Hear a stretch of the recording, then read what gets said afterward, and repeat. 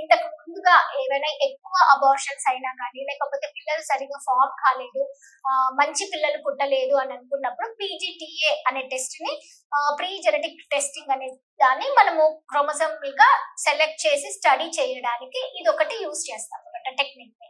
So ఈ technique ని use చేసేటప్పుడు ఏవైతే అబ్నార్మల్ గా ఉన్న ఎంబ్రియోస్ దాన్ని చూసుకొని వాటిని పక్కన పెట్టేసి, నార్మల్ గా బాగా ఉన్న ఎంబ్రియోస్ ని తీసుకున్న తర్వాత దానిని స్టడీ చేసుకున్న తర్వాత దాన్ని ఇంప్లాంటేషన్ చేస్తే హై సక్సెస్ రేట్స్ కూడా ఉంటాయి. ప్లస్ వాళ్ళల్లో అబ్నార్మల్ పిల్లలు పుట్టే అవకాశం ఉండదు అనమాట.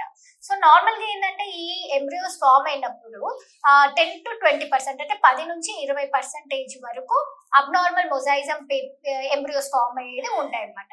సో ఇలాంటి టెస్ట్ అనేది ఇప్పుడు చాలా వరకు యూస్ చేస్తున్నాం అనమాట. ఇట్లాంటి టెక్నిక్స్ లో ప్రీవియస్ గా అబ్నార్మల్ బేబీస్ పుట్టిన, అబ్నార్మల్ ఎంబ్రియోస్ ఫామ్ అయినాయి అని చెప్పినప్పుడు ఐవీఎఫ్ లో పీజీటీఏ చేసుకోవడం వరకు సక్సెస్ రేట్ అనేది ఇంక్రీజ్ ఉంటుంది. సో కౌన్సిలింగ్ ఎంత వరకు ఇంపార్టెంటో తీసుకునే స్టెప్ కూడా చాలా వరకు ఇంపార్టెంట్ అనమాట. థ్యాంక్ యూ అండి.